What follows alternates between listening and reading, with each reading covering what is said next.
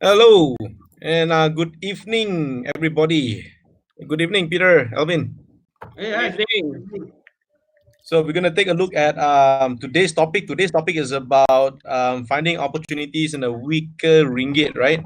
And we're also gonna share with you a few things later on especially those who are already starting to use our equity tracker platform. Alvin will be showing you some of the features which is related to today's topic as well. All right. So without further ado, let's take a look at the market. I'm going to give a market update first and see what's happening today, because the market has rebounded today, and we're going to see whether this rebound is strong or weak based on the information that we have right now. All right. So can we go to that my screen and let me show you some of the figures. Uh, Okay, so our KLCI, if you are able to look at the screen now, we are up about 31 points or 2.5%. Then there are a rest of the other indices as well. The second one is actually the Straits Times Index, which has actually gone up quite a lot today. It's about 5.8%, right? China has gone up. FSEC is the Shanghai Stock Exchange Composite Index. It went up 2.3%. Hang Seng has gone up quite a lot as well, 4.4%. Japanese Nikkei 225 has gone up 7%. And Korean has gone up about 8.6%. Okay? The only market that actually fell was the Indonesian or the IDX or Jakarta Stock Exchange Index, right, which fell about 1.3%. So generally, the market is quite bullish today. So I'm just going to go on and show you the today's market action. Right. So today we have about 3.169 billion in trading volume. A value traded is 2.182. So if you look at this, I mean the trade focus is skewed too much towards the lower cap stocks, right? Which I think probably retail investors is starting to look for opportunities in the market currently since the market is rebounding. So we have like 750 gainers and 155 losers and 246 unchanged in today's market. Top gainers for today. I mean, if you remember yesterday, right? Yesterday we see most of the consumer stocks fell, and today it rebounded back again. So, like we have mentioned earlier, the one thing is for sure, the market is going to be volatile. I mean, it's going to continue to be volatile. So we are seeing really a roller coaster ride, despite even on their consumer products, which is normally stable in price, right? The top five losers over there is quite mixed. We have Petronas Gas, Shang, Airport, Warisan, and so on. So it's a mixed share of stocks over there. This is a KLCI. Now, the good thing about it, if you compare on a week-to-week basis, our KLCI, in fact, is actually up. Um, it was nearly about 1,220 points a week ago, which is last Tuesday, and today is about 1,291. So the market has rebounded and it has found support at 1,210 points. And previously, we have actually discussed whether the market has bottomed out, right? So, for those who have missed out, you can actually look for the recorded video of the live Facebook that we had earlier on Sunday. So you can just go and view that record in Equities Tracker Facebook. So the good thing is this. Of course, we're gonna expect a rebound. If you look at the bottom of the chart over here, this is the RSI indicator. The RSI indicator has been at oversold level in the past 1 week, right? And today only we see a very strong rebound. And if you look at historically, whenever the RSI goes below this bottom line here, which is the 30 line, the market started to rebound. That's when an oversold level is where prices are basically relatively low. All right, so that's when people start to bargain hunt and markets start to rebound. So this time, of course, the market has gone to a real discount. There are some bargain hunting going on in the past 1 week, right? Because previously, when you look at how the market performed, it keeps on continue to go down on a daily basis with a very slight rebound. But this time, the rebound is quite strong. Like I said, whether this rebound is going to continue or not, please make sure you watch our recording last Sunday, right? So we see quite a strong rebound in the markets today as well. Although it tried to pick above 1,300 points for a while, but unable to sustain above it and then close slightly below it. Uh, Shows that, I mean, there's not really a strong confidence yet, lah, right? Because the index has already gone up about 2.5%. I think that's really good enough. I just want to show you some market developments. I'll show you the table at the top in a short while. But these are the market developments, right? In the past few days. One is the suspension of intraday short selling. Basically, this is to protect prices from. I mean, when market is panic, people will start to short the market, short many counters that are available for short selling. That will create panic. So they have actually decided to stop the suspend the intraday short selling, and that helps support the market a little bit.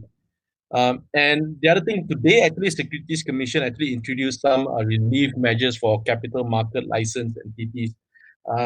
They are giving some benefits. They're giving some relief for those who are participating in the markets to basically provide better services, lah, right? Especially those in the broking industry and the services industry who may face challenge in this period. So they are actually giving some relief. There are more details available on the Securities Commission website, or you can actually go to the Edge or any of the media, right, to get more information. I just want to point at the top here. There's the table here. This shows you the top part is actually the market cap for Bursa Malaysia. So I'm comparing basically year to date, which is basically at the beginning of this year until today, and also a 1 year difference. So if you look at the performance at the top, right, the 1 year difference and the year to date difference is not much, lah. So basically, last year's performance is about the same, right? In 2019, the market doesn't go anywhere. The market cap was about 1.6, 1.7 billion. It only started to fall in the past 2-3 months, right? So if you look at this, from year to date or from 1 year, the market cap has actually gone down about 437 billion ringgit.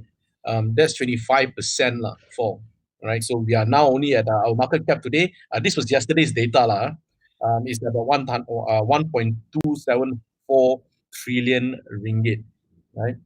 That's a 26% fall. KLCI has fallen 20%. Year to date, it has fallen 23% from the peak last year. Right? So most of the fall actually, so like we mentioned yesterday, it's quite a steep fall. So definitely at 1.2 billion, we are looking at levels, in 2010, 2011 levels. Yeah. Right. So since today we're going to discuss about the opportunities when ringgit gets weaker. This is actually the USD against the Malaysian ringgit chart. You can see as well the market or the ringgit start to become really weak since the beginning of this year, right? We thought it's going to be strong because it has gone to about 405 or 405 to a US dollar in the beginning part of the year, right? And but it started to weaken, and then the whole weakness has been accelerated by the COVID-19 outbreak, right? So now we are here at 442 or 443 to a US dollar. So if you look at the trend, it's very steep upwards. Definitely when we see a steep upwards like it, there'll be some correction, some pullbacks.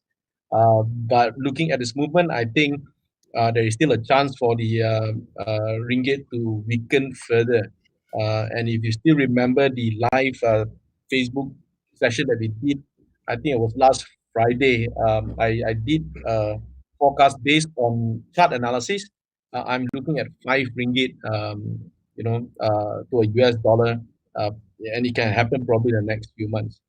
So now that the ringgit is weak, we will talk about opportunities, and we also talk about some of the risks in some counters, right? In Bursa Malaysia. So although the ringgit is weak, of course there are some counters or some sectors that may benefit, right, in a weakening ringgit.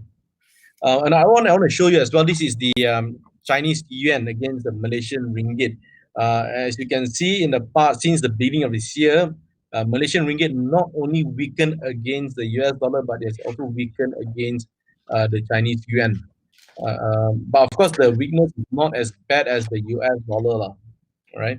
And if you look at this, it's not like the historical high that we see on a USD against the ringgit, because if you look at this part over here, the Chinese yuan once was at about 70 cents against 1 ringgit, right? So it's from a current 62.8, but it's not really that high yet, right? So it's quite stable here. So that's the update that I have for you. So I'm gonna basically pass this on to Peter. Peter has done some research earlier on, as far as he has knowledge on stocks that are exposed to export oriented or export businesses. He will share with you what's in store when the Malaysian ringgit continue to weaken. So Peter, it's over to you.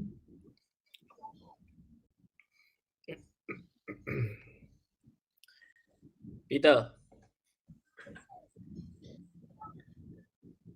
we can't hear you, Peter. Your mic, your thing. Can you hear me? Yeah, now right. we can hear you. Alvin, do you want to start first or I start first? You want to share your chart? Can. Why don't I yeah. sort of kick off the topic for discussion, and sort of at least we have a framework of what we're going to be discussing today, because the topic is how can you take advantage if the ringgit weakened. And Benny was right. Last week we all put together and we made some guesses. We're looking at how things will play out. It is likely that the ringgit might weaken further. And if the ringgit weakens, what is it that what is it that we should be looking at as investors, right? So I actually do have a framework. Let me see if we can get this up. Let me get my screen up for you. I hope everyone can see this. I hope everyone can see this. Okay. Now, oh, before I forget, don't forget if you guys are new and joining us, please send us a WhatsApp at +603-8408-2070 for your free access until 7th of April 2020. This is absolutely free for you. All you have to do is just send us a WhatsApp. All right. So our topic for discussion today, we will be talking about what happens if the ringgit weakens. All right.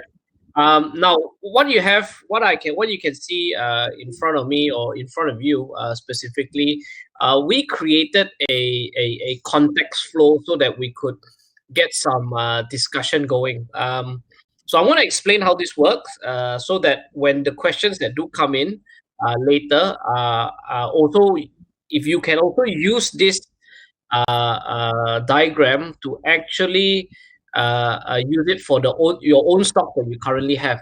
Then you know what your exposure is when the ringgit weakens or when it strengthens. All right. Now on the x-axis here, the x-axis is effectively the one that goes horizontal. Okay, that goes left to right. So if you look at left to right, it says revenue percentage in USD. Now it's very important to note that if you want to look at your company, you want to look at the segmental information. Now, most publicly listed companies will actually give you this number: how much of their revenue is based in ringgit, how much is it based in USD or other currencies, right? Now, our focus today is on the USD or the greenback against the ringgit. So on the horizontal axis, if you can see, if you have a very low revenue percentage in USD, which is, let's say, mostly in ringgit, you fall in the left quadrant. Okay, if you go all the way to the right, which means that you are actually you have a lot of revenue in USD. Now, the reason why we came up with this was to give you a better context into how investing works, right? Or what goes through our minds when we pick investments. Now, on the y-axis, I want to explain to you this y-axis here. This one coming, that means from bottom to top, right? It's actually expenses in USD. Now, so what is very important is that we find that a lot of people focus on the revenue figure, which means that, oh, how much revenue does he get in USD? So if it ringgit weakens, therefore this guy should make more money. Not necessarily. Okay, it depends. If your input cost is also in USD, okay, then there might be no impact at all. right? Okay, so you gotta look at the degree of impactness. So if you look at if you have very low expenses in USD, you would be on the bottom. If you have very high expenses in USD, then it will be on the top. Now, when you do this quadrant, ultimately you can see 1, 2, 3, and 4. Now, I purposely put that 1, 2, 3, and 4 because we will be discussing specific stocks tonight. Stocks, what stocks we do like, what stocks that are likely to fit into one of these quadrants, right? If I start off at number 1, okay, if you have very low revenue and your expenses are, if you have most of your revenue in ringgit and most of your expenses in ringgit, your business is going to be very much domestic. All right, which means domestic spending, which means we have to look at the stimulus package, which means that if we talk about the GDP, if you look at our GDP, we're 60-70% in consumption, right? So if you're in that space, you have to very much focus on domestic impact. All right, so whether the ringgit strengthens or not, it has very little impact on your stock. Now, if you go up to number 2, which means that your revenue is in ringgit, but your cost is actually US dollar. So if our ringgit depreciates against the US dollar, likely you might have margin squeezes, which means that lower profits. Which also means that which also depends, because you have to look at your stock. Is your business able to pass on those costs to the customers now? That means they charge in ringgit, but their cost is US dollars, right? So later we'll talk about stocks that actually fit into some of these some of these quadrants. Now, if I go to number 3, which is right here, what we call a natural hedge, where you are very high in expenses. That means most of your expenses are in US dollars. Also, most of your revenue is also in US dollars, right? So which means that your profit ultimately will be in US dollars. So in a weaker ringgit, you have a natural hedge. In theory, you should make more profits. All right. Hopefully pay more dividends and higher share price. Now, if you go right to the bottom, which is number 4, this is a segment where we want to talk about. We are effectively looking at companies with a high degree of revenue in USD, but a main bulk of their cost is actually in ringgit. Okay, so these will be the guys that actually will benefit from this sector. So we're going to be using this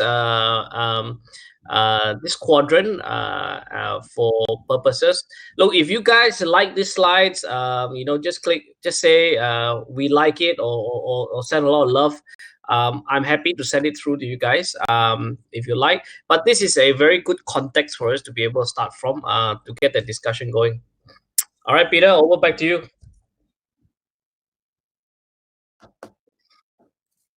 So technically, if you look at it, for like Alvin mentioned, actually that diagram is very useful for your investors to assess who will actually be the beneficiary of.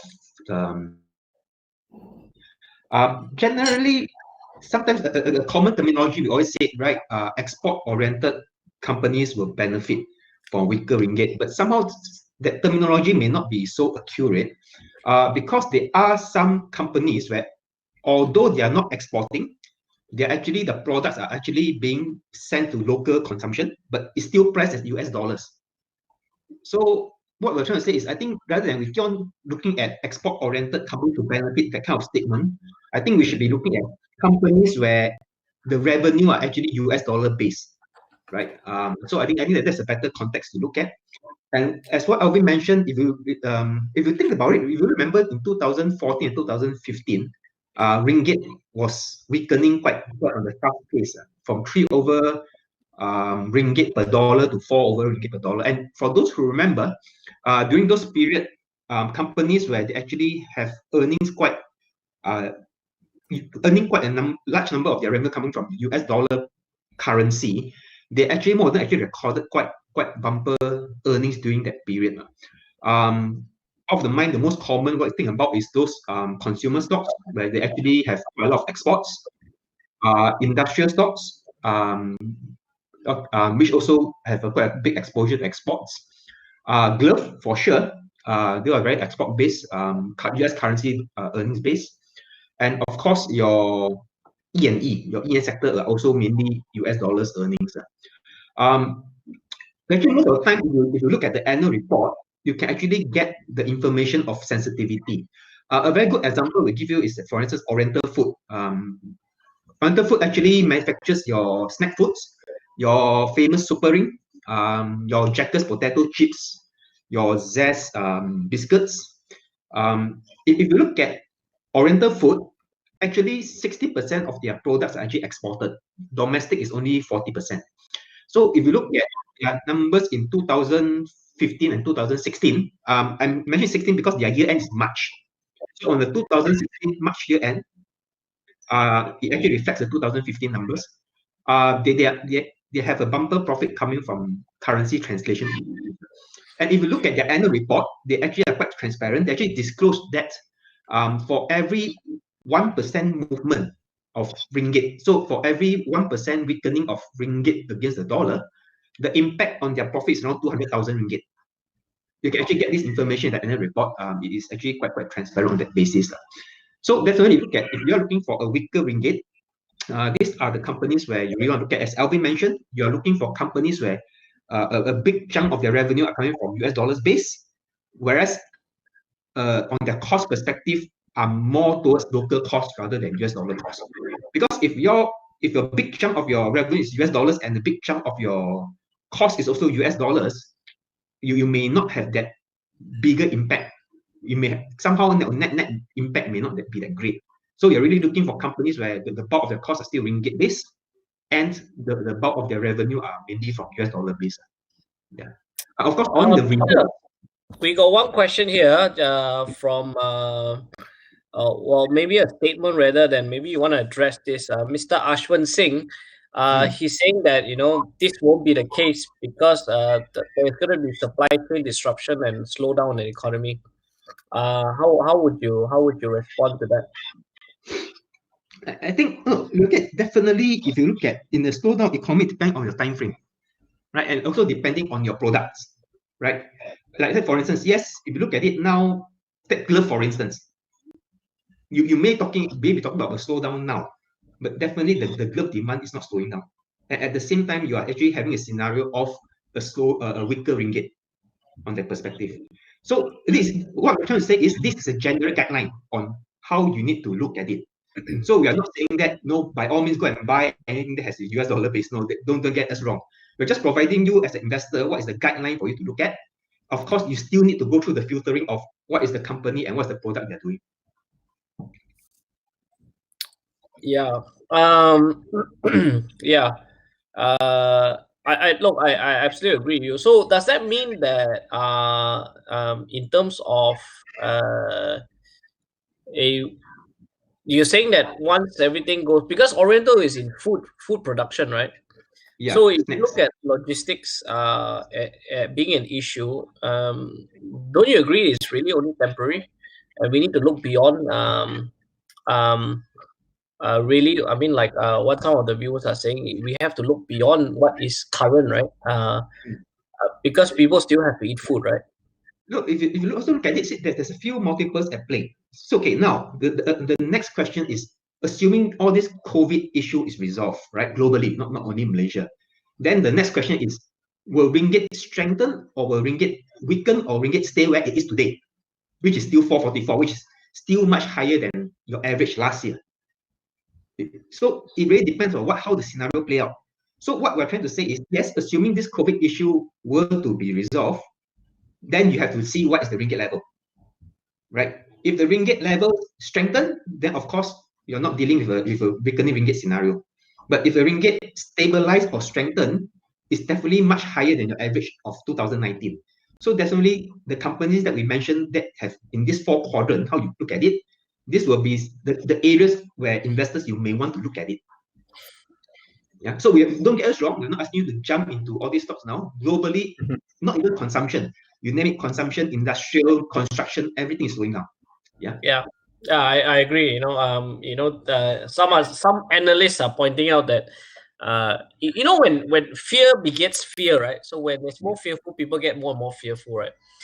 Some analysts are calling it a potential depression that we're going to be in, right, rather than just a recession. So well, yeah. It's one upmanship. I mean, if you say it's going to be recession, I'm going to say it's going to be depression. Yeah. What's after depression? Sorry? What's after depression? Suicide? It's a very good point. See, the beginning of a bull run is a bear market. Yeah. The beginning of a bear market is a bull run. So likewise, the beginning of a strong economic recovery is a depression. So it really depends on how you look at it. It's two sides of the same coin. Yep. That's why I always like Alice in Wonderland, through the looking glass. You really decide which glass of the side you want to look at it. Yeah. Look, I think I mean we'll continue this discussion and we will talk about a few stocks. So you spoke about Oriental Foods. They manufacture what Oriental rings and the Super biscuits, ring. right? Yeah. Super rings, sorry, not Oriental rings. Sorry, super rings. Tomorrow I'll eat super rings. Okay, tomorrow. Yeah, I'll show you. thanks. So they would be in quadrant number 4. Am I right? Yeah. Of course, you look at some of their raw mats. Some of their raw mats are definitely still in US dollars based. Your imported raw mats. But they still have local raw mats, local labor workforce, local operations. Okay. So maybe I can share. If we can flip back to the screen, Faiz. Maybe I'll just give you guys the opposite of what quadrant number 4 would look like. If I talk about quadrant number 2 specifically, one stock comes to mind immediately. You sell in ringgit, your cost is mostly in US dollar, and I think this is a very good example. So you guys can use this as a benchmark. I'm not this is not a recommendation to buy, sell, do anything. It's purely for educational purposes. I'm quite sure a lot of you viewers today have heard about Amway, right?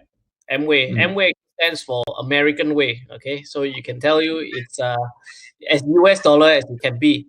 And Amway Malaysia actually buys a bulk of its goods from the US parent, and it imports a large bulk of it in actually US dollar. What it then does is through its distribution network, toothpaste, vitamins, water filter, all that, you name it, is actually sold into RM. So what happened in 2015 when the ringgit weakened? You will notice that actually I was there at the AGM. For the unintended, they put it in their annual report that revenue first time in history went above $1 billion. Actually, that is because the US the ringgit weakened so much that their cost went up. Therefore, they had no choice but to increase prices of some of the goods that they sold. Therefore, the increase in ringgit terms, in terms of surpassing revenue of 1 billion.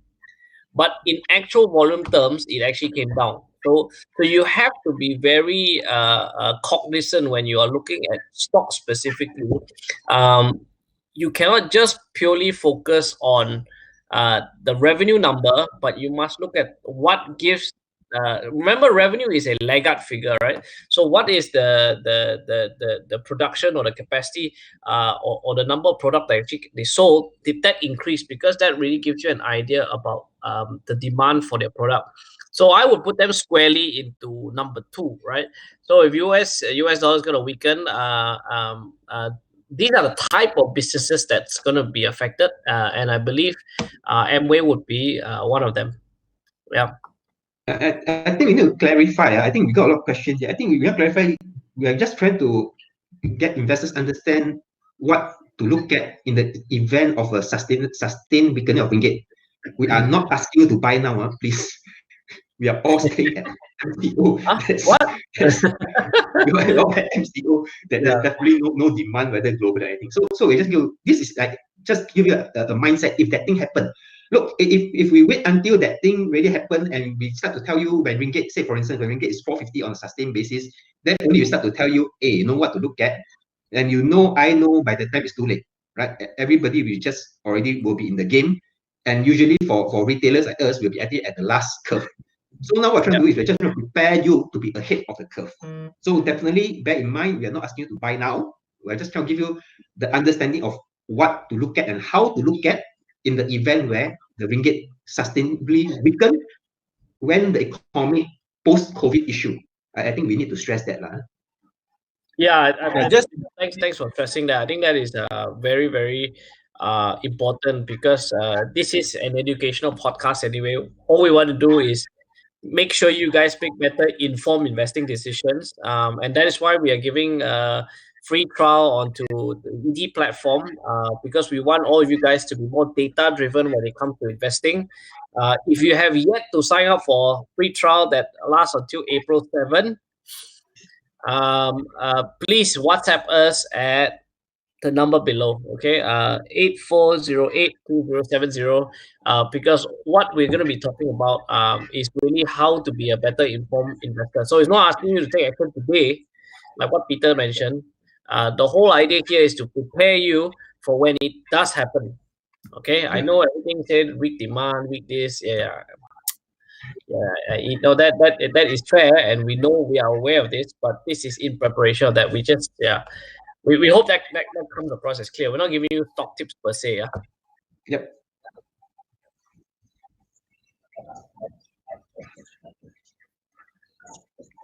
Yeah. Ready? You wanna add something to what we just discussed? Yeah, I just want to give you an idea because if you look at the average on the US dollar against the ringgit, if you look at, I'm looking at a 1 year average at the end of 2018, the average was about 403 ringgit to US dollar, and at the end of 2019, it's at 414. So it's from 403 to 414. So the current average, of course, if you just take a look at the 3 months, let me just put a figure here.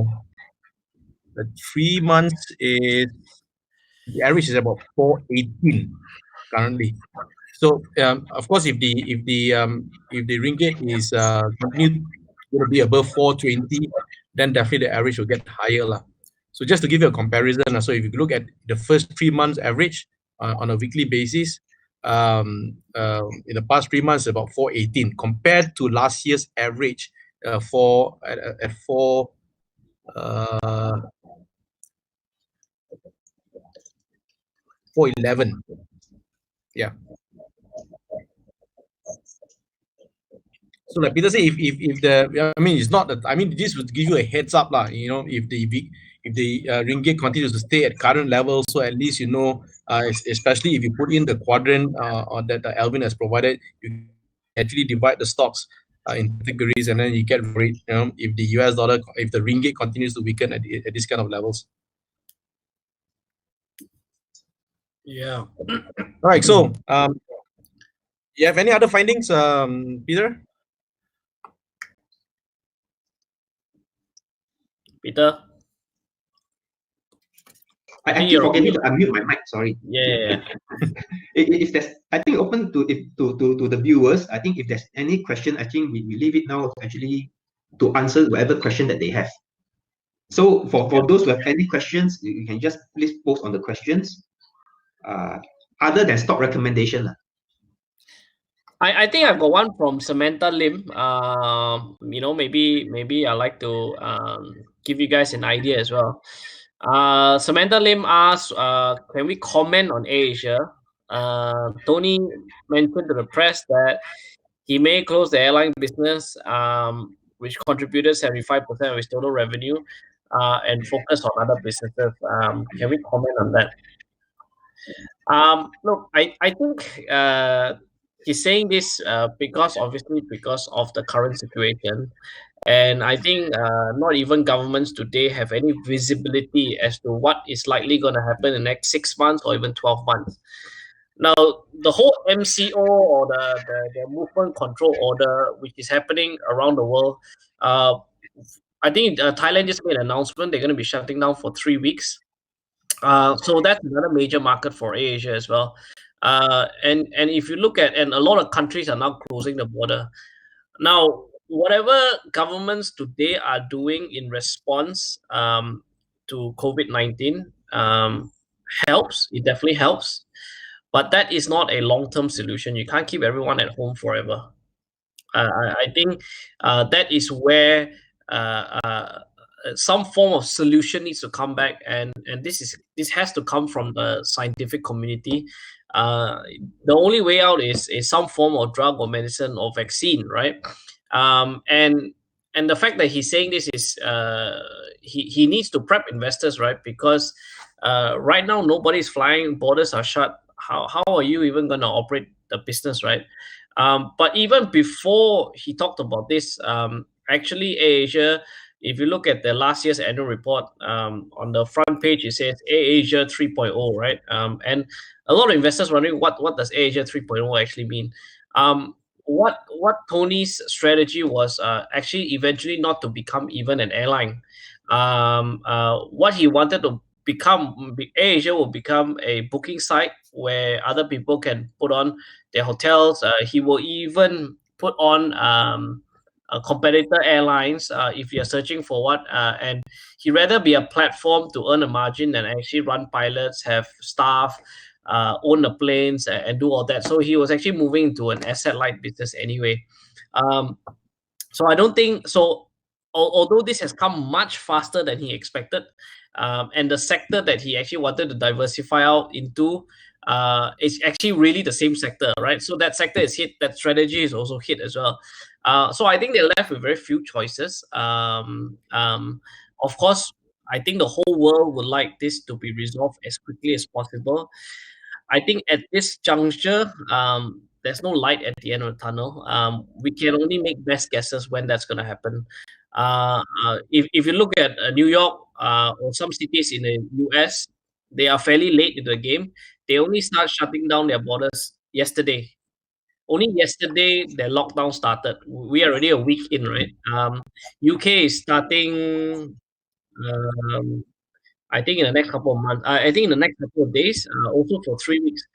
So we're likely going to see more pressure downwards from markets shut their borders. What are the planes going to do anyway, right? You can't operate in a business like this. So I think really if they are asking for an answer, that's really an answer, because worst case scenario would be, I won't believe that there won't be airlines after. I believe that we will get past this hurdle as as as as humankind, as a whole world. When it does get better, we still need to travel, right? Who is going to supply the planes, right? We will still need airlines, right? So I think that that's something that has to be completely restructured, because this came much faster than expected. It's almost a very slow black swan event, right? Slow one, okay? Not like October 1987, okay? Yeah. So just to answer that question on AirAsia, right? Peter, you wanna take the next one? Your mic's off. I keep forgetting about that. Yeah. Okay. There's one question by Aswin. You're asking about lower oil price will lead to a lower resin price, and therefore it's good for the plastic producers. I think we need to explain this. Resin price has its own supply and demand dynamics. It is not correlated to oil and price own dynamics. What I'm trying to say is, whether the oil price is high or low, which is of course is the raw material for resins, what affects resin price is resin's price own supply and demand dynamics. So at the moment, if you read our research report that we issued a few months ago on resin prices, we actually explained that global resin prices will continue to be low for the next 5 years, simply because over the next 5 years, there are a lot of new capacity of resin coming up. So this new supply of resin that's coming up globally, in India, in Middle East, and even to US, even our own Pengerang down south, that will actually provide a very huge supply to the market. And regardless of whether oil price is high or low, resin price will actually continue to stay low. So long and short, resin price has its own supply and demand dynamics that affects its own price, and not so much affected by the oil and gas price in that sense. Yeah, but in a low resin price environment, definitely it will benefit your plastic players. But I need to clarify something, that investors, again, you all have to understand this. When all those plastic players, we call them converters. A general term to describe the business, we call them as converters. So basically, they're converting resins into plastics. Okay. So when you're in this business, generally your revenue is a markup to your cost. So when resin price is dropping, your cost is dropping, your average selling price will also drop, right? So definitely the margins will be better because of a lower cost of raw materials. But bear in mind, at the same time, their revenue will also be lower because their revenue is a markup to the cost. So what I'm trying to say is, don't get the impression where during a low resin price environment, the plastic producers will have a very continued uptrend, strong uptrend in revenue and a low cost.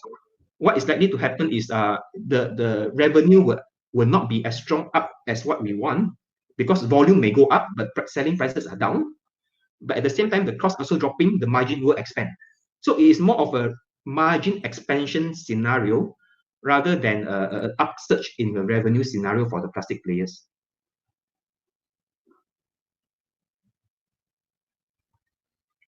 Yeah. That being said, I think for me lah, I'm still I'm still bullish on the rubber glove sector for a few reasons, right? I know it's way past our valuation, but technically, I mean, we're talking about momentum itself. Number one, of course, weakening US dollar, weakening ringgit will help their margins. Number two, if you look at rubber prices, right? I've got rubber prices has a very high correlation with oil prices as well. Rubber prices is now at historical lows, right? So, and it has been going down since the third quarter last year. So the average price has gone down quite significantly as well. So that may provide some margin. And that's a fundamental that may help support the rubber glove business. And now we have this COVID thing. Of course, the demand. I mean, the last time that they come out and say that they are unable to cope with the demand currently. So that's a good thing, lah. So that's my take. There's a question about whether if rubber glove belongs to quadrant 4, where high US dollars revenue and low. I think gloves really do belong to quadrant 4. Because yes, although their raw mats are mainly also priced in US dollars, but a lot of their manufacturing costs are actually ringgit based. Yeah. So you have a ringgit based bulk of your costs, and you have a US dollars revenue. So yes, I will agree that the glove players are actually mostly on the fourth quadrant. And likewise, for a lot of our semicon and E&E players, they are also quite mainly belongs to the fourth quadrant, which is high exposure in revenue to US dollars, and cost is mainly ringgit. Actually, just to add to what Benny said earlier, my mic was off. Sorry again. I've been having a chat to some of the glove producers. Apparently, the waiting time now is 120 days if you place an order.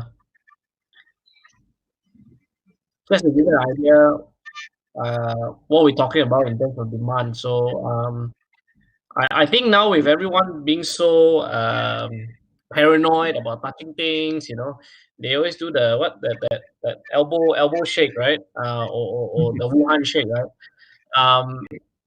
They want some semblance of normalcy. So after people have gone crazy for face masks, likely they might go crazy over gloves, which means that it goes beyond the medical industry, which means you might just have a box of gloves at home. And that might be a bit crazy because today I just went to do some groceries and I see some aunties wearing gloves, pushing the these are rubber gloves, not plastic ones. Yeah. No joke. Really. Uncle Q also go out with rubber glove. Oh, uncle, so you also wear rubber gloves. Yeah, so I forgot to go and buy rubber gloves today, but I would definitely go and get some rubber gloves. It's just a lot more convenient than constantly sanitizing your hand, right? So just wear a glove and just chuck it away when you're done. Yeah. Yeah. I just something to add out there. There's some things that some of you guys are asking. And also on the glove, 15 minutes left. Because I think Alvin also want to share with us, right? If let's say I want to build a portfolio of these stocks that are probably going to benefit from this, because you actually come up with the categories of stocks and what are the risks and so on. So maybe you want to share with you what your findings are. Yeah, I can. I'll do that very quickly. Just for the sake. Look, I think before I know we got 15 minutes more. But I think Peter, you have a list of interesting stocks, right? That fit under category 4. Am I right? Talking me? Yeah. Yeah. Sorry, I think you're always in this room, yeah, I was reading through the questions. I was just It's getting okay. through We'll try to answer some of them, but you have something for all the listeners at the end, right? So stay tuned. yeah. Stay tuned. Okay, so we will talk a little bit more about category 4. But before we talk about category 4, I know some of you guys have actually signed up for the trial with Equities Tracker. I just want to very quickly bring you through how you could potentially lower your risk and become a more informed investor. If we send you a list of stocks that you can look at, so you can make your own judgment. All right. Now, whether you make money, lose money, we got nothing. We have nothing to do with it. Yeah. Okay. So if you make money, we're very happy for you. Okay. We just want to make sure that you go in informed. Okay. So one of the things that I'm going to show you very quickly is when we how do you actually analyze a business, right? So when we look at so this is actually taken from the disease methodology. This is from the 80s, right? They actually came up from how normal businesses grow and then they decline. So you start off with courtship, the infant, go, adolescent, prime, and then late prime, and then declines come in when all these things happen on the right hand side, right? So growing and aging. Now, similarly at Equities Tracker, we do something similar. So what we do is we actually classify stocks in 6 main categories, right? So on the left here, you notice there's this thing called startup. So startup stocks we call them startup for lack of a better word. But generally, anything listed less than 3 years, we can't really classify them. We call them newly listed companies, right? Because we don't know as a public company how they would, in lack of a better word, behave as a public company. Whether they'll pay dividends, if they make profit, are they even going to declare a dividend, right? So we don't know all that. So we're going to just roughly call them startup, but really they're new listed codes. Anything less than 3 years old are newly listed codes for us, because there's no pattern for us to look for. Now, what we really do like, if you move from the startup, you actually move into emerging. Now, when you're at the emerging level, you could either be a cyclical stock, like palm oil stocks are quite cyclical, or stock exchanges are cyclical in nature. Oil and gas is cyclical in nature. But then you also have emerging companies as well, right? So they are quite similar, but they're in the same category, right? Now, then when you move from emerging and you get into this thing called an investment grade company, this is really where they call it blue chip, but no one has really been able to define what blue chip actually means. Oh, hey guys, Faiz, can you share the screen? Because I don't think they can see it. Yeah.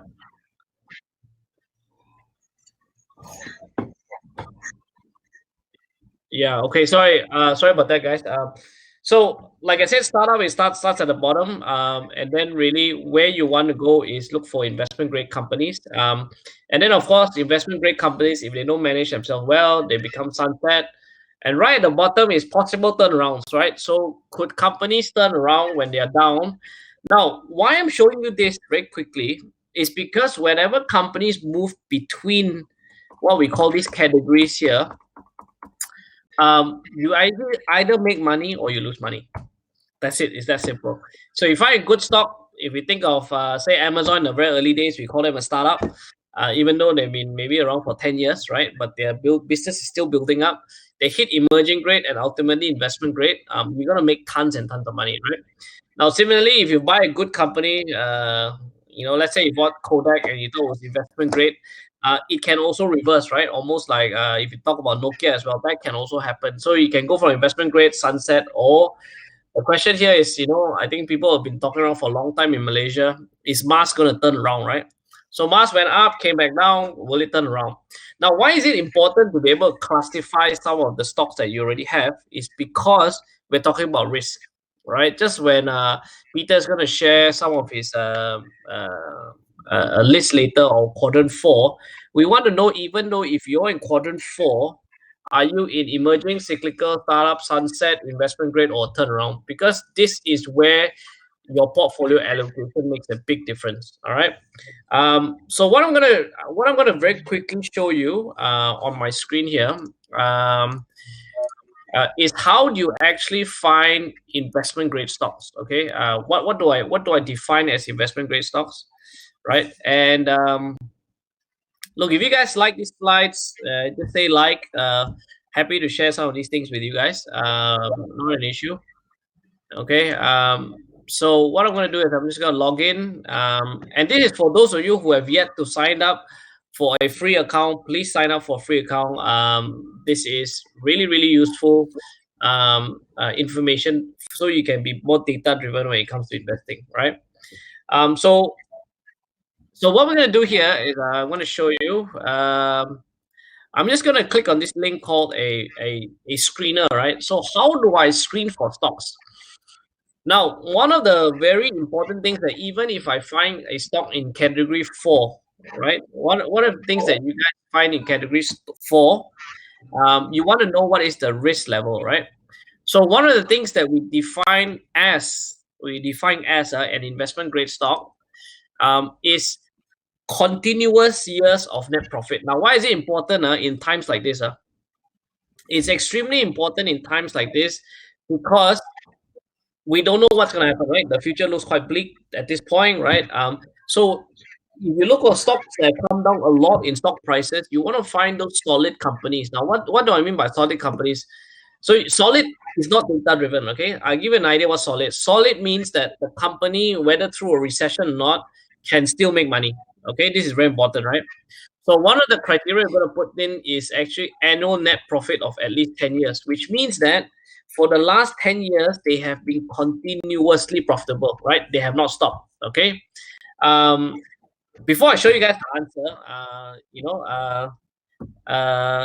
type list, right? If you actually want this list of stocks, that means list of stocks on Bursa Malaysia every single year have been continuously profitable, right?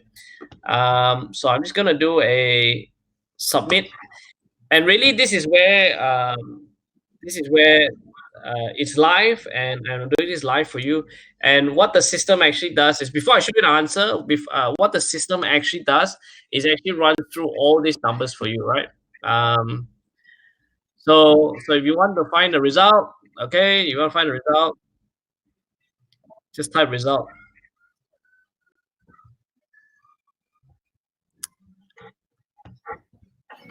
Okay. Right. One thing that we're gonna share with you, once again tomorrow, and Alvin is gonna announce who's gonna be on tomorrow. We have really exciting guests tomorrow. But if you guys, you have seen the quadrant that Alvin provided, right? So what we're gonna do is we're gonna put the stocks into that quadrant for you to look at. But again, one condition: this is hard work, so we need you to do hard work as well.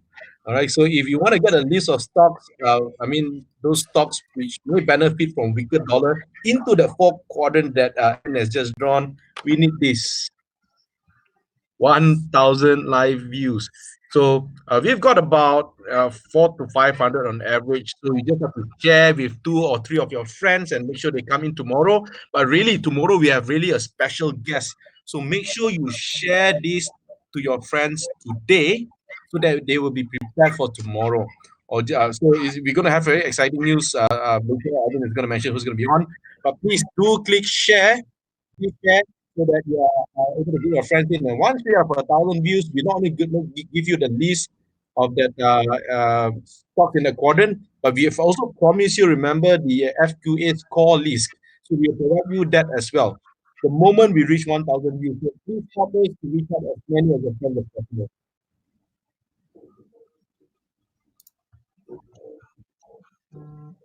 Yeah. Can you guys see the list? Can you guys see the list? Let me see if nope, it's not there, right? Sorry, technical difficulty. Let me come back that out again. So I'm gonna show you. Let me just get the list again. Now, so one of the main points. So really, what happened when we did 10? We actually showed. I can just zoom in for you. You can actually find stocks that have been continuously profitable for the last 10 years. Continuous, okay. The number of stocks that I've actually found here is actually 284 stocks. Okay, with a better internet speed, you get it in split second. Now, what I want to highlight to you is very simple. If you look at this, right, this company 3A, okay, not because it's the best, it's because it's sorted alphabetically. It's been continuously profitable for the last 18 years. Okay, so what I'm trying to say is that the probability of them surviving COVID-19 is quite high. Okay, if you look at this company here, number 3, Advanced Packaging, for the last 26 years, they have been continuously profitable. So so my degree of certainty now improves, right? So will they still be around after COVID-19? Look, they have survived 1997 crash, they've survived 2000, they've survived 1987, they've also survived 2008. My bet is that likely they will survive COVID-19, right? So this is what we mean by being data driven, right? So the first criteria for being investment grade, it has to be continuously profitable. Okay. The second criteria, I know we're running out of time. The second criteria is that of the 284 companies, they must also pay you dividends. That means not only must they make a profit, I also want to make sure that they pay a dividend even during a recession. Okay, now this is quite tough to do. We actually have 215 results. So from 285 results, we actually now have 215 results. So you can actually see these companies, like let's say we talk about Aeon, right? Jai Jasco. Last 20 years they've been profitable. The last 23 years they've been continuously paying dividends. Now, what this straight away tells you is certainty. All right. This is a big difference, okay? From just go by gut feel. Do I buy this stock? How do I know if this stock is safe? Look, this platform does that all for you, okay? All you need to do is just spend some time, right? Now, the last criteria I'm going to show you is not only must they pay dividends, make profit, more importantly, they must also have positive operating cash flow. So what is this? Is 10, 10, 10. And then I click submit, right? This is how we classify stocks in what we call an investment grade, okay? So I actually have 122 results, okay? So you can see what's happening right here. It's a very quick demo. You guys can do it at home. Of course, if you're lazy and you like us to send that to you, and you can use these stocks straight away because bulk of them is down. If you can just type in "I want investment grade stocks," all right, in the comment below, and we'll make sure that gets to you. All right. I want investment grade stocks. Okay. So you can see it's sorted alphabetically. It really narrows down your stock search, right? You don't have to randomly keep looking at newspapers to find what stocks to buy. This is what we call data-driven investing, and this is really only the first step. This is not the end. So if you look at this, number 4, very interesting, right? Ajinomoto has been continuously profitable for the last 28 years, and they've been continuously paying dividends for the last 28 years. They've also had positive operating cash flow for the last 24 years, right? This is probably one of the reasons why Peter is bald. Maybe too much Ajinomoto. Can you guys hear me? I'm just joking, right? But this is what keeps us guys less hair, okay? Because we're constantly supporting this stock, right? Okay. So this is just to give you guys an idea. COVID or not, recession or not, these guys have really solid fundamentals, right? And you can do this at home. Send us a WhatsApp message on 84082070. Get started. It's all automated. All you do is just WhatsApp us and we'll reply you, and you can get all the freebies that we have, right? We are still working on the EPF list that we mentioned yesterday. That will be out tomorrow. So give us some time. The list is fairly long, about 307 stocks. Okay. Give us some time. Also WhatsApp us to get those numbers. To get everything that we're giving out, it's all on WhatsApp. You just have to WhatsApp us. All right. Benny, over to you. All right. So, guys, just communicate with us through the WhatsApp number that's been given to you. All these lists are all there, so you can just find more info over there as well.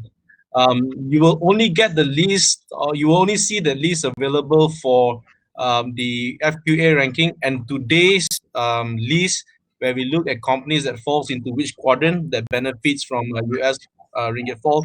So once we reach 1,000, then you will be able to see another two option in the WhatsApp messaging. That's when you are able to download them. But until we reach 1,000, we will be sharing with you. So we want you to help us to also build this community so that we are able to reach out to more people as well. So I know you have been blessed, so I hope that you are able to bless other people as well. Right. So Alvin, we're going to talk about tomorrow. Do you have any? Do you want to introduce tomorrow? Look, if you guys still like what we do, please stay on the line. We actually have our Chinese session starting soon, right after this. Go to our Facebook page, like it. Come to our Facebook page, like it, so that when we go live, you will be notified as well. You just have to click the like and follow button. That's all you need to do. We will be back here every single night until the lockdown is over. We are committed to making sure you make informed investing decisions during this period. We have a very special guest. Yesterday, we were talking about semiconductor stocks. And we're very lucky. Tomorrow, we have the executive chairman, Mr. Tu Chao Fa of Notion VTech Berhad, that will be joining us on this podcast. All right. So he's agreed to spare us 1 hour of his time during the lockdown. And we'll be asking him a lot of questions, right? So tomorrow, it's our turn to ask questions, right? You guys always ask questions all the time. It's our turn to keep asking questions, and he's agreed to be grilled. And I told him, hey, I've got about 500 guys waiting for you online. So if you like Notion VTech, if you look at the share price, it's gone from 50 cents to I think $1.30 before this whole epidemic happened. He will be on with us at 8 p.m. tomorrow. So please tune in. I would suggest that you share and like this page. Share it with your friends. We do want to get more guests on board, so we want to get to 1,000. 1,000, right? So all I need you guys to do is just share to one person tomorrow, and we're gonna double our number. All right. Are you guys excited? I hope you guys are excited because we've got a long list of questions for him. We actually ran a test to make sure everything works smoothly. So we're gonna pray, make sure the internet works fine tomorrow. But you have Mr. Tu Chao Fa, and of course you have myself, Alvin Wong, Peter Lim, and Benny Lee back again. Please prepare any questions you have. I will be going through the financials very quickly, and then we're gonna jump straight to a Q&A. All right. Great. Awesome. Brenda is excited. Yeah. Thank you, guys. All right. Good night. Good night. Good night, guys. Tune in to our Mandarin session next. All right. Thank you. Yep.